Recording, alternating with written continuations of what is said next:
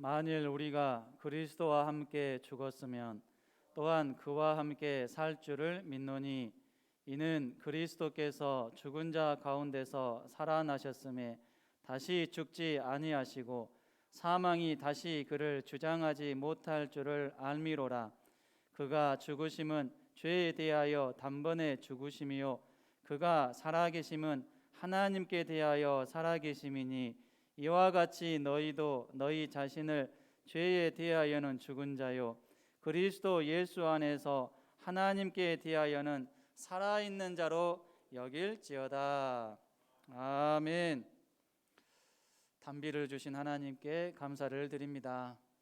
우리가 아무리 열심히 땀 흘리면서 씨앗을 뿌리고 또 어떤 일을 한다고 해도 하나님께서 비를 내려주지 아니하시고 도와주지 아니하신다라고 하면은 우리의 수고는 그야말로 헛수고가 될 수밖에 없습니다. 항상 하나님의 도움을 바라면서 살아가는 우리 모두가 될 수 있기를 바랍니다. 이 시간 사모하는 심령으로 나아갈 때 하나님께서 위로부터 내려오는 그러한 하늘의 단비, 영적인 단비 내려주실 줄로 믿습니다. 이러한 은혜를 누리시는 이 시간이 될 수 있기를 바랍니다. 지난 주일에 우리는 예수님의 죽으심의 의미에 대해서 살펴보았습니다. 예수님은 우리가 죄인 되었을 때 그리고 우리를 위하여 확실하게 죽으심으로 우리를 향한 주님의 사랑을 확증해 주셨습니다. 우리를 향한 예수님의 사랑은 말로 다 형용할 수 없을 만큼 크고 큽니다. 하늘을 두루마리 삼고 바다를 먹물 삼아도 그 크신 예수님의 사랑을 다 기록할 수 없을 정도입니다. 사실 우리를 향한 예수님의 사랑은 태초부터 그리고 지금까지 또 영원토록 변함이 없고 동일한 사랑입니다. 그러나 우리 인간은 이러한 주님의 사랑을 다 헤아리지 못함으로 인해서 항상 주님의 사랑을 의심할 때가 많습니다. 그래서 언제 저를 사랑하셨습니까? 라고 말하면서 주님께 따질 때가 많습니다. 주님께서 정말로 우리를 사랑하지 않으셨다면 우리들의 이러한 질문은 주님께서 보실 때에도 어느 정도 납득이 될 수 있을 것입니다. 그러나 주님께서 우리를 너무나도 사랑하셨기 때문에 우리들의 이러한 질문은 주님께서 보실 때에 도저히 납득이 될 수 없습니다. 이럴 때 주님은 단호하게 꾸짖고 책망하면서 징계하실 수 있어요. 그러나 주님은 그렇게 하시지 않았습니다. 오히려 우리가 주님의 사랑을 제대로 깨달을 수 있도록 또는 깨달을 때까지 계속해서 사랑해 주셨어요. 지금도 사랑해 주고 계시고 앞으로도 계속해서 사랑해 주실 것입니다. 사실 주님은 우리에게 주님의 사랑을 증명 안 하셔도 됩니다. 왜냐하면 주님의 사랑은 거짓이 아니었고 진짜 사랑이었고 또 지속적인 사랑이었기 때문입니다. 그러나 주님은 우리 인간에게 주님의 사랑을 계속 증명해 나가셨습니다. 이러한 주님의 사랑의 클라이막스, 절정은 어디일까요? 주님께서 살아계셨을 때는 십자가상이고 또 예수님께서 죽으신 다음에는 부활하실 때입니다. 십자가에서 죽으실 때 또 부활하실 때 주님의 사랑의 절정이 나타났다라는 사실입니다. 그런데 아이러니하게도 제자들은 예수님께서 십자가상에서 자기들을 위해서 죽으실 때는 주님의 사랑을 깨닫지 못했습니다. 감동을 받지 못했어요. 오히려 뿔뿔이 흩어지기 바빴습니다. 그러다가 예수님께서 부활하신 후에 자기들을 찾아와 주시고 만나 주신 것에는 큰 감동을 받으면서 주님께서 나를 이토록 사랑하시는구나, 우리를 이토록 사랑하시는구나, 그것을 깨달을 수 있었습니다. 한번 생각해 봅시다. 제자들을 위해서 엄청난 고통을 당하시고 십자가에서 죽으신 것이 제자들에게 있어서 큰 사랑일까요? 아니면 예수님께서 부활하시고 나서 다시 제자들을 만나 주신 것이 더 큰 사랑일까요? 물론 예수님께서 자기를 배반한 그 제자들을 다시 부활하신 후에 만나주신 그 사랑, 참 큰 사랑이라고 말할 수 있습니다.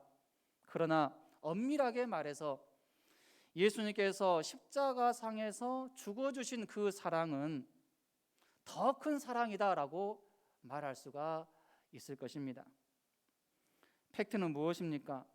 제자들은 예수님께서 십자가에 달려 죽으실 때까지만 하더라도 주님의 죽으심의 의미를 제대로 깨닫지 못했다라는 것입니다. 그렇기 때문에 자기들을 위해서 목숨 바쳐 헌신하시고 또 피 흘려 죽으신 주님을 배신하고 떠난 것이지요. 주님의 죽으심의 의미를 제대로 제자들이 깨달았다면 어떻게 주님을 떠날 수 있겠습니까? 나도 주님과 함께 죽겠습니다라고 말하면서 순교의 길을 가지 않겠습니까? 주님의 죽으심의 의미를 잘 깨닫는 것이 이토록 중요합니다. 주님의 그 죽으심의 의미를 잘 깨달을 수 있는 우리 모두가 되기를 바랍니다. 우리는 장례를 치를 때마다 사람은 이렇게 죽는구나, 한순간에 죽을 수 있구나, 나도 언젠가는 죽겠구나, 이 죽음에 대해서 생각을 하게 됩니다. 그러나 우리는 장례식을 치를 때마다 또 생각해야 될 것이 있어요. 사람은 죽는다, 이건 당연히 생각해야 될 것이고, 그리스도인이라고 하면 예수님께서도 나를 위해서 이렇게 죽으셨다, 예수님의 죽음에 대해서도 묵상하고 생각할 수 있어야 된다라는 사실입니다. 우리는 보통 사랑하는 가족이 죽고 장례를 치를 때면 두 가지 종류의 눈물을 흘리게 되는 것 같습니다.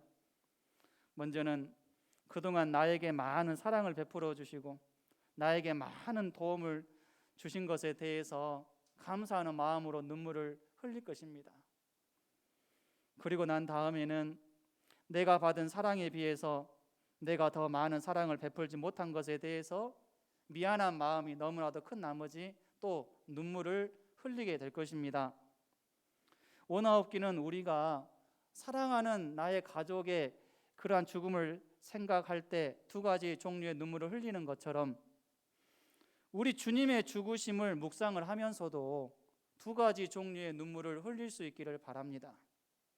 주님께서 나를 얼마나 사랑하셨는지, 주님께서 죽으신 그 십자가를 생각할 때마다 나를 사랑하셔서 죽으셨구나, 이걸 생각하면서 감사의 눈물을 항상 흘릴 수 있기를 바라고, 그 예수님의 사랑에 비해서 나는 참으로 주님을 많이 사랑하지 못하는구나, 사랑의 빚을 갚으면서 신앙생활 해야 되는데 주님께서 나를 너무나도 사랑하셔서 죽으신 것을 생각하면서 더 충성하고 더 헌신하고 더 최선을 다해야 되는데 그렇게 하지 못한 것에 대한 죄송한 마음이 너무나도 큰 나머지 눈물을 많이 흘릴 수 있어야 된다라는 것입니다. 우리는 그리스도와 함께 죽어야 됩니다. 예수님과 함께 죽어야 한다라는 말은 어떤 의미일까요? 바로 죄에 대해서 죽어야 한다라는 의미입니다. 죄에 대해서 죽어야 됩니다. 왜 우리가 죄에 대해서 죽어야 될까요? 그것은 예수님이 우리의 죄에 대해서 죽으셨기 때문입니다. 예수님께서 우리의 죄에 대해서 죽으셨어요. 예수님은 그야말로 우리의 죄와 함께 우리의 죄를 짊어지시고 십자가상에서 죽으셨습니다. 사실 예수님에게 있어서 우리의 죄는 전혀 상관하지 않아도 되는 것입니다. 예수님이 지은 죄가 아니잖아요. 우리가 지은 죄이기 때문에 간섭 안 하셔도 됩니다. 아무 문제가 되지 않아요. 그런데 예수님은 우리의 죄를 자신의 죄로 여겼습니다. 우리의 죄를 예수님께서 다 짊어지셨어요. 그리고 예수님은 처절하게 하나님께 용서를 구하셨습니다. 전혀 죄를 짓지 않으셨던 예수님께서 이토록 우리의 죄 때문에 엄청난 고통과 희생을 당하시면서 죽으셨다면 죄의 당사자인 우리는 어떤 자세를 가져야 되겠습니까? 당연히 나의 죄를 청산해 주신 예수님께 항상 감사하는 마음을 가져야 되지 않겠습니까? 여러분, 누가 만약에 내가 갚아야 될 그 빚을 대신 갚아줬다고 생각을 해보세요. 얼마나 참 고맙겠습니까? 죽을 때까지 잊지 않겠죠. 내가 내 죄를 해결하지는 못하고 나의 죄값을 모두 청산하지는 못할 망정 내 죄에 대한 심각성을 깨닫고 죄를 멀리하면서 죄에 대하여 죽는 자세로 살아야 할 것입니다. 베드로전서 2장 24절 말씀입니다. 친히 나무에 달려 그 몸으로 우리 죄를 담당하셨으니 이는 우리로 죄에 대하여 죽고 의에 대하여 살게 하려 하심이라. 그가 채찍에 맞음으로 너희는 나음을 얻었나니. 비록 예수님께서는 자발적으로 죽음의 길로 가셨지만 예수님을 죽게 만든 것은 결국 우리의 죄입니다. 우리의 죄예요. 결국 우리가 예수님을 죽게 만든 것입니다. 우리의 죄가 예수님으로 하여금 죽음을 선택하게 만들었고 결국 죽게 만들었습니다. 이러한 사실을 깊이 묵상하는 그리스도인이라면 죄에 대해서 죽는 삶을 살 것입니다. 예수님이 우리의 죄를 해결하기 위해서 목숨을 바치셨는데 우리가 계속해서 죄를 지으면서 살면 되겠습니까? 안 되겠죠. 만약 우리가 계속해서 죄악된 삶을 산다면 예수님으로 하여금 2번, 3번 계속 죽게 만드는 고통을 겪게 만드는 것과 같습니다. 예수님이 우리의 죄를 위해서 죽으심은 우리로 하여금 더 이상 죄의 노예로 살지 말라.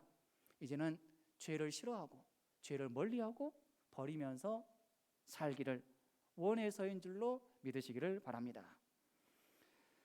이 세상은 날이 갈수록 악해져만 갑니다. 자신이 죄를 지었어도 자신의 죄값을 자신이 치를 생각을 하지 않는 사람들이 너무나도 많습니다. 나는 도저히 무서워서 죄값을 치르지 못하겠다라고 말한다면, 그렇다면 최소한 자신이 그 지은 죄에 대해서만큼은 인정하고 시인해야 되지 않겠습니까? 거짓말해서는 안 되죠. 아니 벌을 받기 싫다, 무서워서 못 받겠다, 그렇게 말할 수는 있어도 자신의 그 지은 죄에 대해서는 그래도 인정을 해야 되지 않겠습니까? 인정해야죠. 거짓말해서는 안 되죠. 제가 그 죄를 지었지만 벌 받는 것은 너무나도 무섭네요, 이렇게 말할 수는 있어야 된다는 거죠. 그런데 자신이 지은 죄에 대해서 시인하지 않으면서 계속해서 거짓말로 일관하는 사람들이 얼마나 많은지 모릅니다.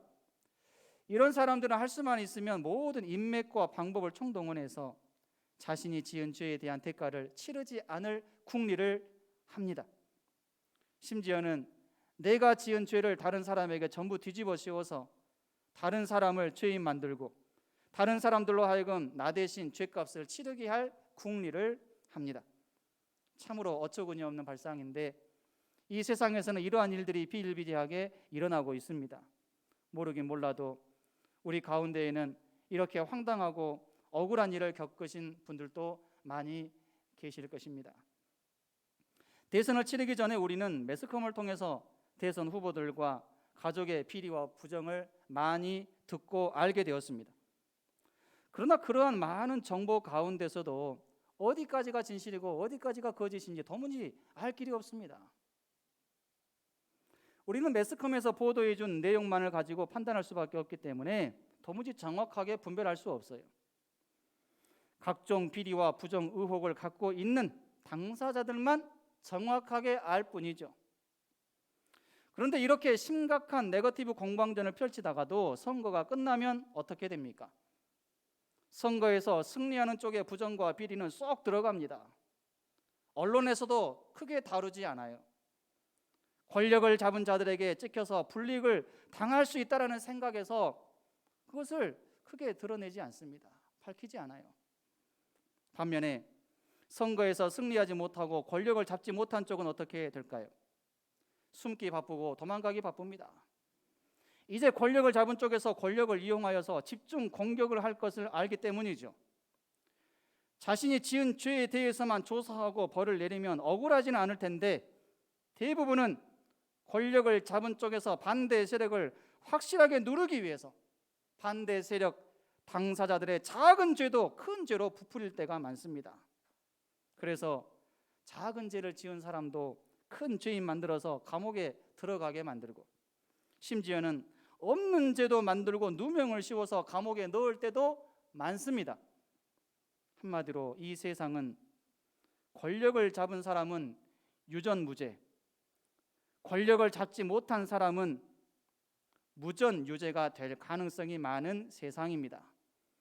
그런데 더 답답할 일은 이러한 일이 세상에서만 일어나는 것이 아니라 교회 안에서도 일어나고 있고 성도들 가운데서도 일어나고 있다는 사실입니다. 참으로 개탄스러운 현실입니다. 그리스도인인 저와 여러분은 이러한 세상의 악한 모습을 닮아가지 않기를 바랍니다. 예수님처럼 인간의 죄를 대신해서 목숨을 바치지는 못해도 최소한 다른 사람의 죄를 더 부풀리고 확대시키지 않기를 바랍니다. 또한 다른 사람이 하지도 않은 일과 또 말을 마치 한 것처럼 거짓말하지 않기를 바랍니다. 예수님처럼 내가 치러야 할 죄값을 내가 다 치러지는 못해도 최소한 죄를 죄로 알고 할 수 있는 대로 최선을 다해서 죄를 짓지 않고 정직하며 깨끗하게 선하게 살 수 있기를 바랍니다. 우리에게 이러한 모습을 기대하면서 예수님께서는 우리 죄에 대하여서 죽으신 줄로 믿습니다. 우리는 보통 어떤 일에 대해서 힘든 상황에 처하게 될 때 하는 말이 있어요. 아이고 죽겠네 이런 말들을 합니다. 건강이 좋지 않을 때 아이고 죽겠네라고 말하고, 경제적으로 힘들 때 또 어떤 문제가 잘 해결되지 않을 때 아이고 죽겠네 이런 말들을 하게 되죠. 물론 이 죽겠다라고 하는 이 말은 좋은 말이 아닙니다. 되도록이면 죽겠다라는 말은 하지 않아야 됩니다. 그런데 죽겠다라는 말을 하는 사람들은 두 부류로 나뉩니다. 먼저는 죽겠네라는 말을 하기는 하지만 죽지 않기 위한 해결 방안을 모색하고 최선을 다해서 살 길을 찾는 사람이 있습니다. 이들은 건강에 적신호가 켜졌을 때 비록 죽겠나라고 말을 하기는 하지만 건강에 좋아질 수 있는 방법을 찾고 의사가 말한 대로 최선을 다해서 노력하는 이러한 사람들입니다. 경제적으로 힘들 때에도 죽겠네라고 말은 하기는 하지만 그래도 살 길을 찾고 막노동을 해서라도 자식들은 먹여 살리려고 힘쓰고 애쓰는 이러한 사람들이죠.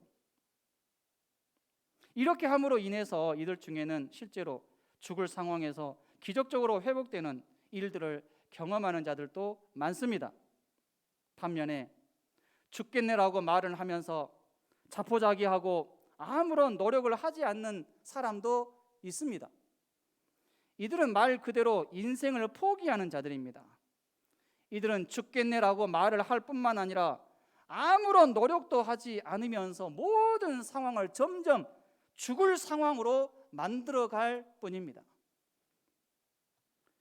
개구리 두 마리가 점프를 하다가 그만 우유통에 빠지고 말았습니다. 그런데 두 개구리의 반응은 너무 달랐습니다. 한 마리는 우유통 벽이 미끄럽고 또 우유통이 너무나도 깊으니까 모든 것이 끝났다, 나는 이제 죽었다, 죽겠네 그렇게 말하면서 체념했습니다. 포기했어요. 결국 얼마 못 가서 죽었습니다. 그런데 다른 한 마리는 내가 여기서 죽을 수는 없지, 나는 여기서 절대로 죽을 수 없다라고 생각을 하면서 밤새도록 쉬지 않고 뛰었습니다. 열심히 뛰고 또 뛰었어요. 힘차게 우유를 저으면서 우유통 입구를 향해 계속 뛰다 보니까 자연스럽게 우유를 젓게 되었고 우유는 굳어서 버터로 변했습니다. 그래서 개구리는 이제 단단하게 굳은 그 우유를 딛고 뛰어 올랐고 우유통에서 나와서 살 수 있었습니다.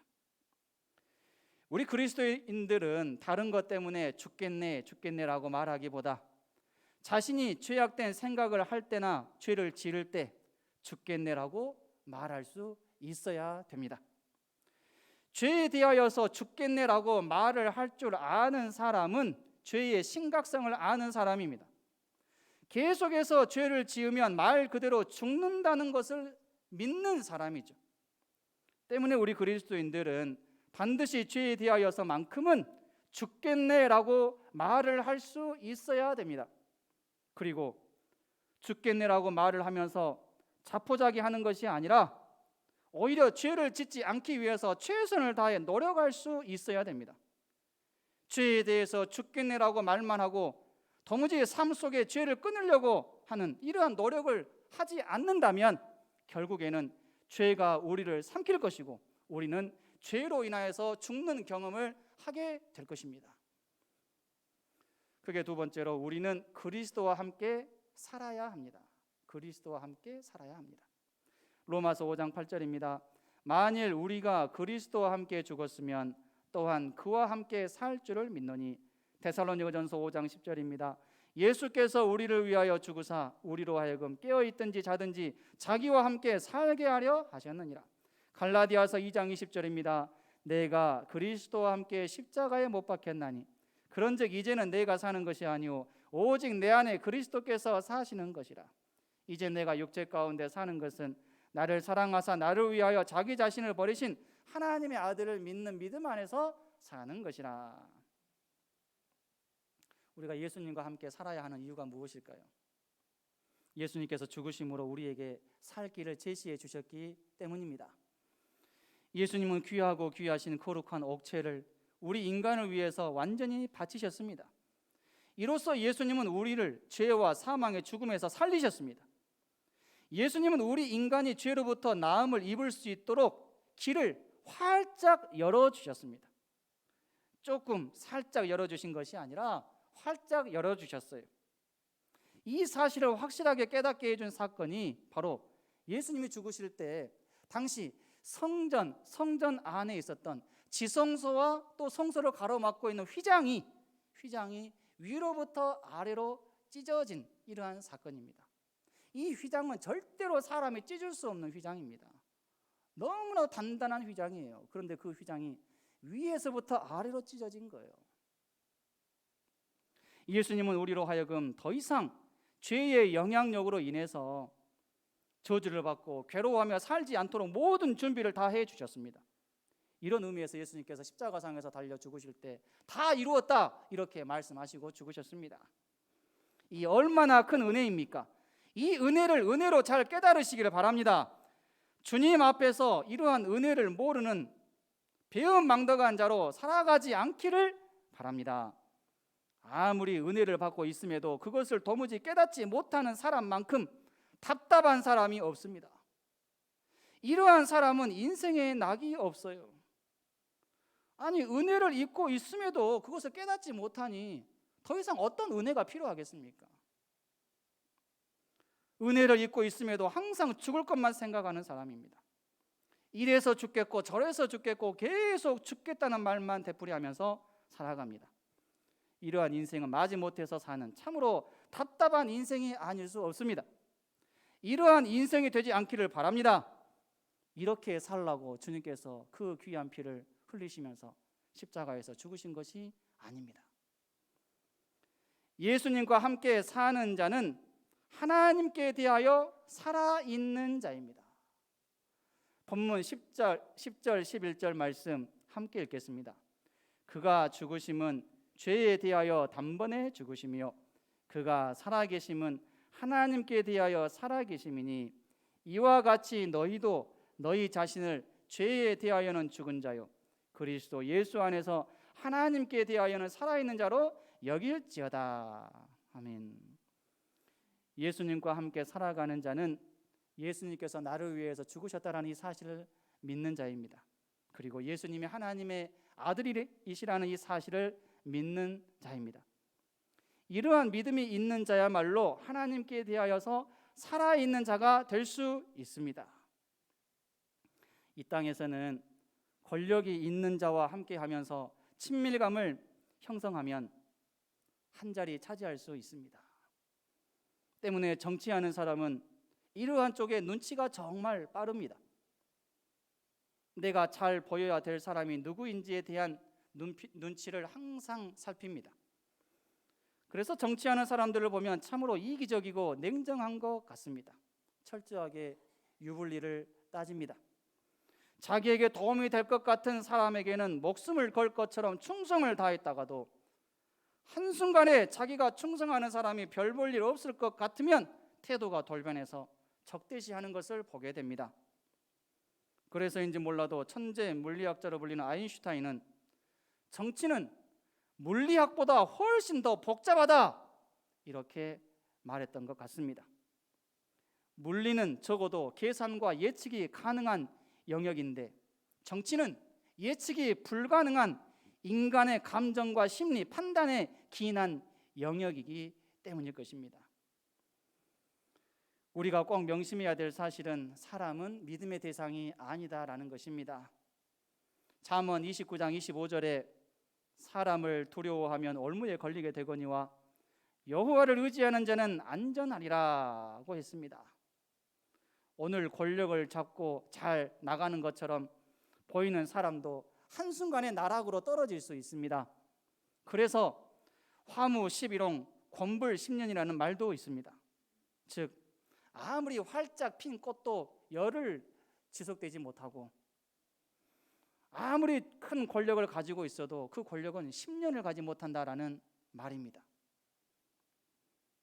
그런데 예수님과 함께 사는 자는 어떻습니까?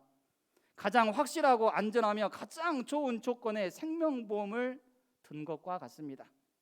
하나님께서 보장을 해 주시기 때문입니다. 이러한 생명보험을 모두 가입하시기 바랍니다. 가입하는 방법은 전혀 까다롭지 않습니다.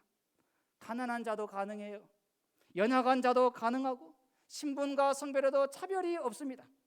그리고 보장 기간은 가입 순간부터 영원까지입니다.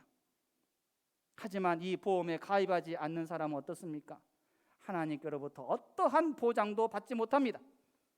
아무리 하나님께서 모든 좋은 조건을 다 준비하시고 그것을 제시하시면서 우리로 하여금 생명보험에 가입할 것을 요청하신다 해도 그 요청을 거부한 자는 절대로 이 보험의 보장을 받지 못합니다.